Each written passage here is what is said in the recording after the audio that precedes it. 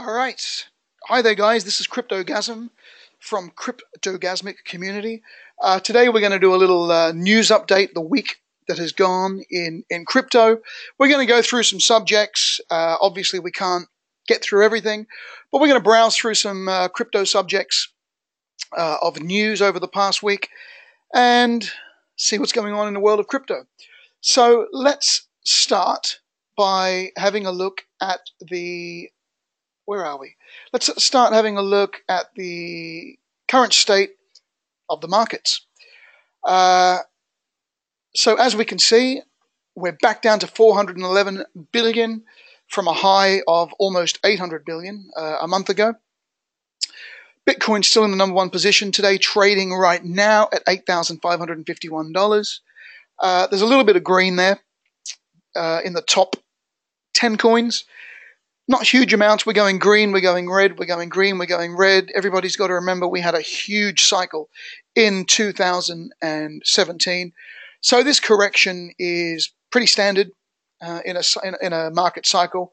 And if we go and look at the current state of the market cap, and we just have a quick look over the last month, you can see here we've been on a constant down for a month now. And this is going to continue for a little while, I believe. My own personal thoughts, and this is not investment advice, is that we're probably going to come down. We're going to bounce off the 8,000, the 7,500. We're going to find a run up. We're going to bounce down. But we could possibly see a bleed run right down to 5,000, 4,000 to see the end of the emotional cycle play out. If we look at it over the last year, it's pretty easy to see an emotional cycle playing out. There's our emotional cycle. Goes all the way up to euphoria and down. And this is really standard in trading. Okay. A lot of people are asking, is Ethereum going to take over Bitcoin? Possibly one day, but I don't think so at the moment. The gap between Bitcoin and Ethereum has severely been reduced. Bitcoin today, I think is running around about 35% of total market cap, coming down from 51% in November and December. But the gap between Ethereum and Bitcoin is still the total of Ripple and Bitcoin Cash together. And I think as more money comes in, people are going to enter more through Bitcoin, and the gap will probably widen up. So be careful with your investments, people. We're not out of the woods with Bitcoin, and I do see a nice bounce, maybe up to 12, 14, 15,000. And at that stage, we'll either get a continuation or we're going to get a complete breakdown of the emotional cycle. So just take care and be careful with that. So let's look at some news for, there's been a lot of FUD, a lot of fear, uncertainty, and doubt over the last week. So let's have a look at some of the big stories that are causing some of this FUD. Let's start with our old favorites, JP Morgan and the wonderful banks, especially in America, the land of the free. And this is a battle and a fight we're going to constantly have, guys. Of course, the banks don't want us to embrace cryptocurrency. They don't want us to embrace our own personal financial freedom and us being in charge of our own money. So they're going to fight us all the way. And the thieves that are the banks and the governments are going to make life tough. So the legends over at JP Morgan, what have they done this week? JP Morgan Chase bans buying cryptocurrency with credit cards. Well, look, number one, I wouldn't advise buying cryptocurrency or any form of investment with a credit card. If you've got to go and buy it with a credit card, you're probably not in a position, or you're over leveraging yourself. And you should never do that, guys, especially if you're paying back 20% per annum or whatever. It means you've got to be, it's just not wise. But I'm pretty sure that JP Morgan didn't ban the buying of cryptocurrency with credit cards for the benefit of their good customers. I doubt that very much. So what does it say? Customers at JP Morgan Chase Bank, Bank of America, and Citigroup cannot buy cryptocurrencies with credit cards. JP Morgan Chase have confirmed on January 25th that they were allowing credit card purchases of cryptocurrencies, and Bank of America and Citigroup had said they were reviewing their policies on credit card purchases of crypto. However, JP Morgan's Chase's policy has seen a quick reversal, as a spokesman from the bank told CNBC today. At this time, we are not processing cryptocurrency purchases using credit cards due to the volatility and risk involved. Yeah, right. Okay. We will review this issue as the market evolves. So JP Morgan have been, and especially Jamie Dimon, I like to call him, have been quite outspoken opposition of Bitcoin and crypto. Dimon actually came out, called Bitcoin a fraud, all of that sort of stuff, and it came out that his daughter was actually investing in it, and this caused a tumble in prices, I think back in September or October, maybe November. And then JP Morgan reportedly went out and bought a stack of Bitcoin themselves. So this is just, another bit of FUD that we're dealing with at the moment. And of course, all people see in the news is banning and things like this. You can't ban the buying of cryptocurrency. There's always ways. But that's one piece of FUD, so would love to hear your thoughts and comments on that. Let's go to India. A lot of FUD out of India this week, which turned out to be fake news. Surprise, surprise. And, this method just works over and over, guys. Chinese government comes out, says they're banning crypto, the prices fail, they come out a couple of weeks later, and everything's okay again. So this is just the fight that we're fighting. So India signals crackdown on Bitcoin cryptocurrency usage. That's not how it was presented a few days ago. It came out on the media that India were banning cryptocurrency. Look, nobody can ban cryptocurrency or Bitcoin. Then later on in the week, the financial minister of India came out and basically said that this was false news and that all they were doing was wanting to make it not possible that Bitcoin would be legal tender at this stage, and they want to avoid using cryptocurrency for criminal activities. So, look, corn is not a legal tender. Buttons are not legal tender, right? It doesn't mean you can't stop trading it. It doesn't mean you can't stop buying it. But at the end of the day, they're not going to really have much say in it. But it caused a lot of FUD. And you got to remember, guys, India is the second largest population in the whole world. All right, over 1 billion people. Underneath China. So this is a huge market, and I personally believe that blockchain and cryptocurrency are going to benefit people in the third world even more than the people in the first world. Finally, people are going to have access to sending small amounts of money without paying huge fees. They're going to be able to receive money, and it's just going to be a lot more transparent and help people in third world countries. So let's have a look at this report here. Let me just get rid of that noise, wherever that's coming from. Right. In presenting the country's budget plan for 2018 today, Indian Finance Minister doubled down on refusing to recognize cryptocurrencies like Bitcoin as legal tender, amid talk of a wider crackdown on their usage.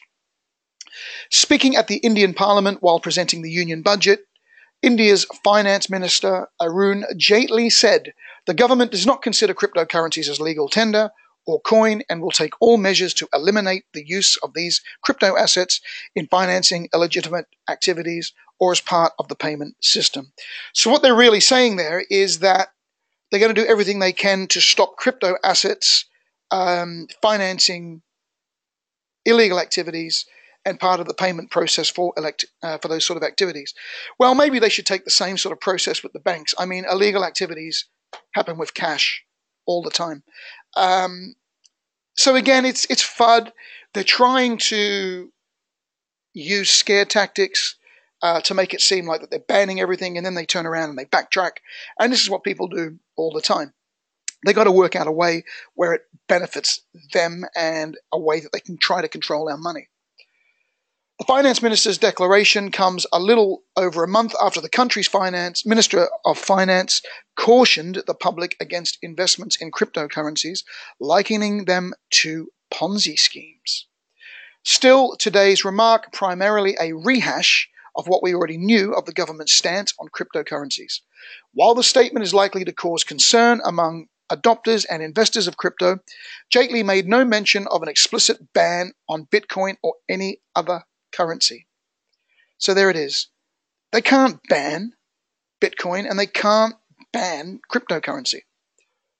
Further, any clampdown on the usage of cryptocurrencies as payment instruments does not forbid adopters from trading them on cryptocurrency exchanges. Indeed, the finance minister made no suggestions toward any ban on cryptocurrency exchanges outright.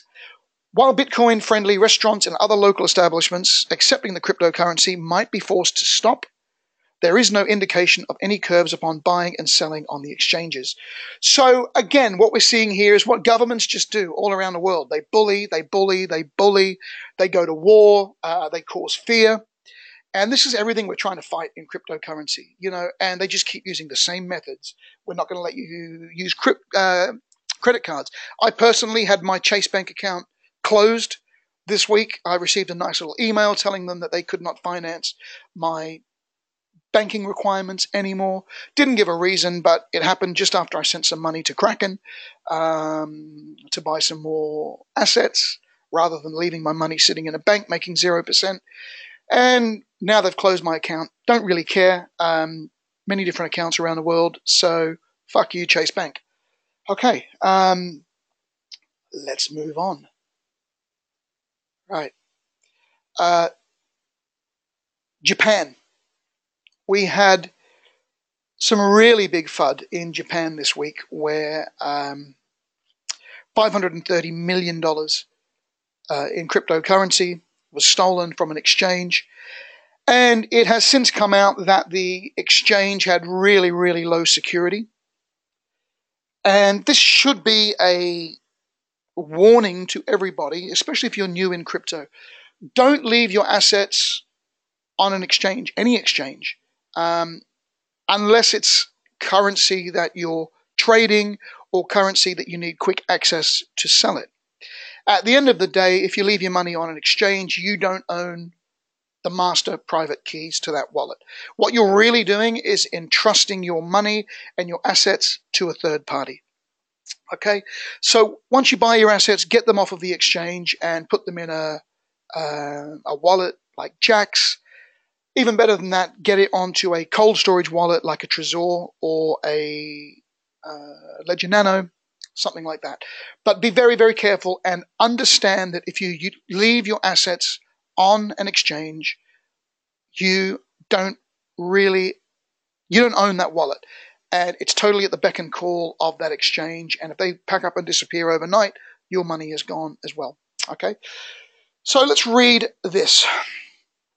Japanese authorities on Friday raided virtual currency exchange Coincheck a week after the Tokyo-based firm lost $530 million in cryptocurrency to hackers. The raid comes as Bitcoin dipped below $9,000 for the first time since November, and after India said Thursday it would take measures to prevent the use of cryptocurrencies. The search of Coincheck's headquarters in Tokyo Shibuya district was carried out by the Financial Services Agency, which had already slapped the company with an administrative order following the hack. We have launched an on-site inspection to ensure preservation of clients' assets, Finance Minister Taro Aso said at the briefing. Japanese officials have suggested Coincheck lacked proper security measures, making itself vulnerable to theft. The January 26 hack, which saw thieves siphon away 523 million units of NEM, exceeds the 480 million stolen in the Mt. Gox scandal. Earlier this week, Japan's FSA gave Coincheck until February 13 to investigate the cause of the incident, properly deal with clients, strengthen risk management, and take preventative measures. Coincheck has said it will use its own funds to reimburse all 260,000 customers. So that's great. Whether they do that or not, let's wait and see. The refund, which will be paid in yen, not virtual currency, will set the firm back 46.3 billion yen, approximately $544 million. I don't know if that's Singapore dollars or US dollars. In the wake of the Mt. Gox scandal, this was years ago, people. But anyway, Japan passed a law on cryptocurrencies that requires exchanges to be regulated by the FSA. The law went into effect in 2017.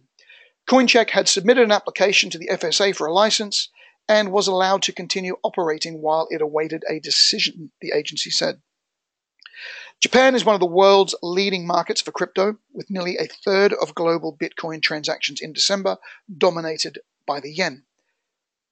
Virtual currencies are popular elsewhere in Asia, including South Korea and China, but India's government on Thursday said it would crack down on cryptocurrency use. Finance Minister in his annual budget said New Delhi would take all measures to eliminate use of these crypto assets in financing illegitimate activities as part of the payment system. Bitcoin, which soared to nearly $20,000 a unit in December, was down at $8,800 on Friday, while other digital units such as Litecoin and Ethereum have also suffered massive losses from their recent peaks. So again, you can just see the way that it's talked about in this fucking media. Excuse my language. But, have suffered massive losses, right? Ethereum was $3 at the beginning of 2017 and is trading at about $900 today, all right? Why don't they say that? Why does nobody say you could buy Bitcoin at $2,000 in September last year and it went to $20,000 and now it's doing a proper correction, and those people that chased it shouldn't have chased it, and it's just a normal correction. So these are the kind of things that we're battling, guys, and this is seeing the decrease in the price of Bitcoin at the moment. Okay, it's all FUD. Trying to lower the price, and people are trying to control, and we're fighting it. So that's the Japan FUD. What else have we got here? I did have a. Let me just see. Is this the video? Let me just check 1 second, guys. Nope, that's not the one. Right, here we go. Okay, so yes, this is the next thing I wanted to talk about. Now, this is probably the biggest news, I think. The Tether and Bitfinex controversy that's happening now. Bitfinex is one of my biggest platforms that I trade on, and to be honest, probably today I'm going to take all of my assets off of Bitfinex. And I would also recommend not trading or holding any Tether at the moment. We may be completely wrong, but I'm reading a lot of reports from people on the inside as well regarding this issue. So let's just explain the issue. This guy explains it pretty well. Pay attention to the idiot on there who's like, oh, wow, how does this happen? And blah, blah, blah. But this guy explains what's going on. So if you don't know what's happening, let's just check this out.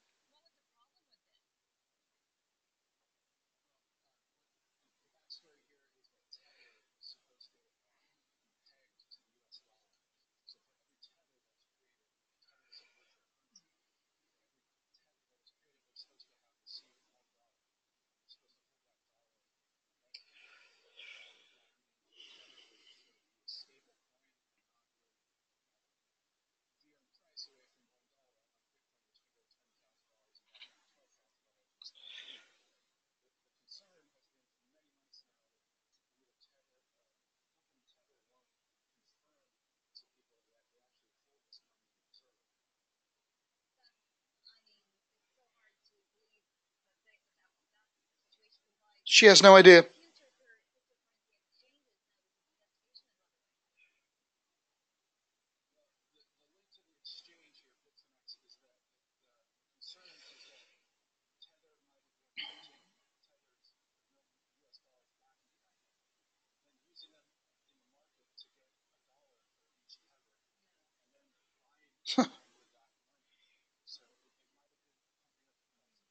No.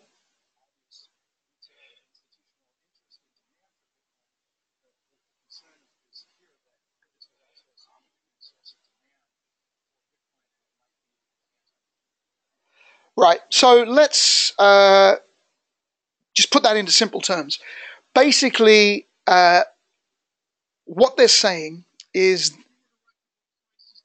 right, okay, broken promises, FUD, FUD, FUD, FUD, FUD, fuck off. Right, so basically, guys, for those of you who are new, what's happening is this. They're claiming, right, Bitfinex, people are claiming, well, and governments are claiming that Bitfinex are supposed to peg the Tether 1-for-1 against the US dollar. And Tether is used by exchanges as a way to hold your currency into the equivalent of US dollar. So what the issue is that they're saying that Bitfinex are saying that they have a reserve of 1 Tether for every dollar, which means if everybody at the same minute sold all of their Tether right now, there would be enough to cover it. The problem lies is that there's no auditing, there's no third party that can confirm this, right? So what they're questioning is, do they really have this in reserve or not? And the second part to this is that the exchange Bitfinex in November and December were buying up a lot of Bitcoin with the Tether, therefore raising the price of Bitcoin and manipulating the price. So there is a lot of FUD, and this is the one that probably worries me the most. And we really do need to deal with this problem. So let's just read what it says here. US regulators are scrutinizing one of the world's largest cryptocurrency exchange as questions mount over a digital token linked to its backers. So let's get something clear to start with. Bitfinex is not even an American company. It doesn't trade in America. And they're coming out this week saying that America have subpoenaed Bitfinex and their upper management. But doesn't that push the restrictions of government? They're not even in your country. They don't operate in your country. US citizens can't even trade on Bitfinex. And apparently this subpoena was actually sent out on December 6th. So why are they spreading the FUD that it was only done this week? It's all bullshit. However, the story does warrant some concern. So let's go through it. The US Commodity Futures Trading Commission sent subpoenas on December 6 to virtual currency venue Bitfinex and Tether, a company that issues a widely traded coin and claims it is pegged to the dollar, according to a person familiar with the matter, who asked not to be identified, discussing private information. That could be anybody, man. That could be my dead grandmother. Who knows? That could be anybody.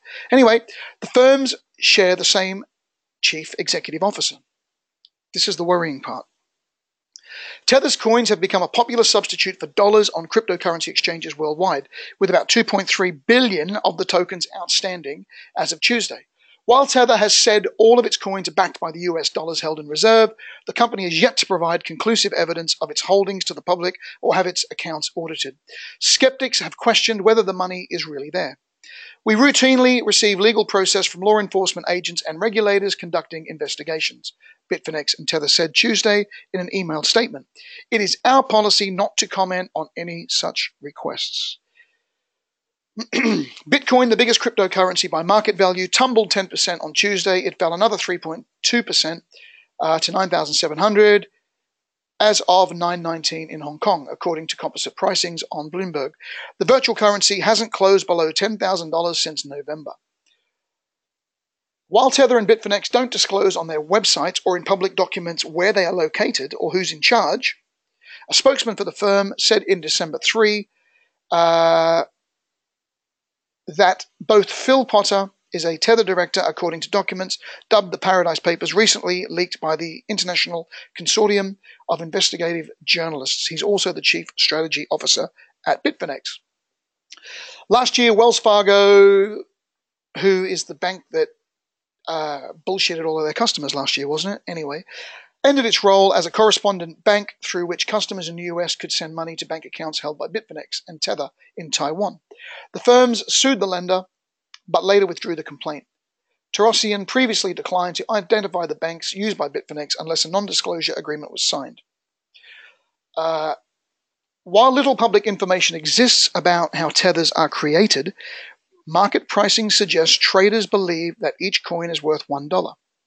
Trading the token for Bitcoin at Bitfinex has helped drive up the Bitcoin prices, says Barry Leibovich, a product manager at IPC Systems, who creates risk and compliance products for financial institutions interested in blockchain applications. A document on Tether's website, compiled by accounting firm Friedman LLP, shows it had 443 million and 1,590 euros in bank accounts as of September 15. Tether tokens were valued at 420 million that day, according to CoinMarketCap.com. Tether hasn't identified the banks where the money is held, and their names were blacked out in the document. So basically, what the big issue is does Tether really have this sovereign amount of money for $1 for every Tether? Okay. Then I've also read reports where legally they only have to have a percentage of that money, same as banks. All right. So this is the big ongoing issue, and we're building a system in blockchain actually of no trust, where we don't have to trust third parties, and we don't have to trust banks, and we don't have to trust governments. That's what we're trying to build here on the blockchain, is a system that's not built on trust and third parties. However, I do feel with Bitfinex, they really do need to disclose and show some proof that they have this in the best interests of crypto and moving forward. So I think this is a huge piece of FUD. However, I'm kind of taking this one seriously. I do a lot of trading on Bitfinex, and I am going to be removing my assets and what little cash that I have on there for now into other wallets, and we'll just see how that one pays out.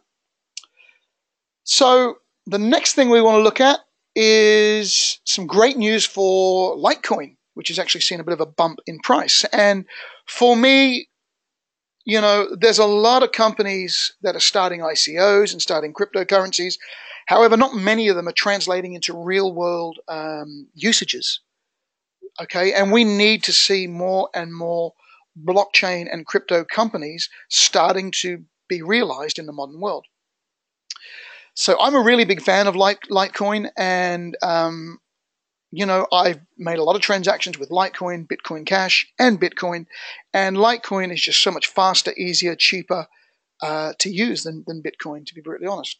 So what's the good news? LitePay and LitePal, two new Litecoin payment processing services, are on the way.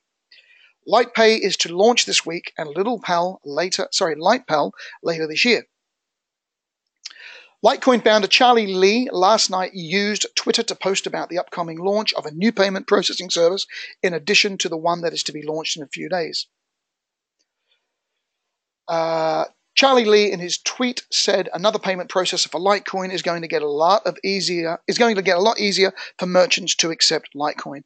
Now that's amazing news, and I can't wait till we start seeing this in everyday use. The service is called LitePal. A tandem LitePal announcement said LitePal is a Litecoin first payment processor.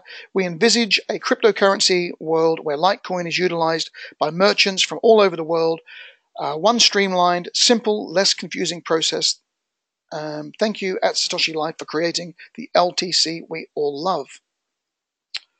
So the Litecoin community is already excited about the imminent launch of LitePay. Now this really excites me as well, which is going to make Litecoin usable anywhere that Visa is. It will convert all payments to from US dollars immediately, and all deposits will incur a simple flat 1% settlement charge as opposed to 3% charges by credit cards. So that's amazing, and it's one step on the way. Litecoin is currently number 6 in the cryptocurrency rankings and is worth over $9 billion. It is popular because it is almost identical to Bitcoin but solves many of Bitcoin's shortcomings.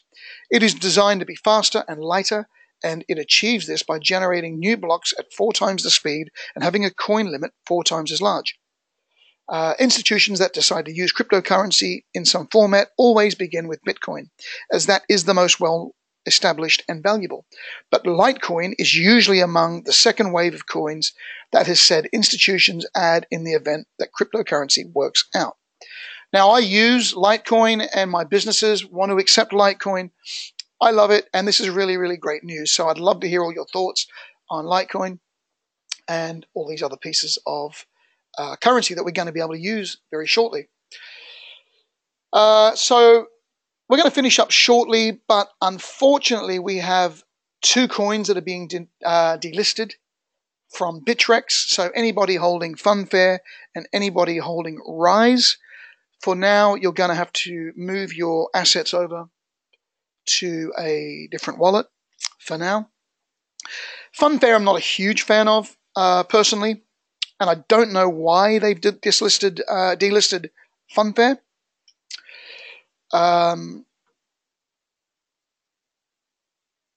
It doesn't say here anyway, but Funfair was a basically online casino where you can go and gamble with Funfair tokens. So that has been delisted. That is being delisted, and by February 9, you need to remove your Funfair coins from there. Now, Rise is different for me because I'm a really big fan of Rise, and in my Cryptogasmic community, I really like to push Rise, and we saw the price plummet this week. Now, Rise is being delisted from Bittrex because Bittrex weren't happy, or Rise didn't meet their standards, because Rise were doing all these airdrops, or looking to do airdrops. So it kind of looks like that Rise needs to either get rid of the airdrops for now, and comply with Bittrex, or not be on Bittrex and continue on elsewhere. Now, I believe that they are going to remain, or they're going to join Binance. I don't trade on Binance. I do trade on Bittrex, and I do hold a stash of Rise. Now, the price of Rise fell really hard on this news. Okay. You can see it completed a complete emotional cycle. Our group made 200% trades on here. We stayed out here, and we started to get back on this news cycle, and you can see that it's completely dumped down on this news. I'm personally going to actually use this opportunity to buy some more Rise and store it in my Rise wallet for now, because there are also talks that Rise management are going to work really hard with Bittrex to try to fix this and get reinstated. As they say here on Twitter, we are in direct talks with Bittrex, and Rise team will do everything it takes to remain listed and comply with their requirements. And I did read some things and some reports over the last few days. If it comes down to making a choice between being able to do the airdrops and not being on Bittrex, and them being on Bittrex, they choose to rather be on Bittrex for now. So I'm going to actually go out and buy some Rise while it's so cheap, and I'm just going to hold it, and let's see where that one goes. Just want to mention a couple of really cool crypto events that are happening over the next month that I'm going to personally be attending.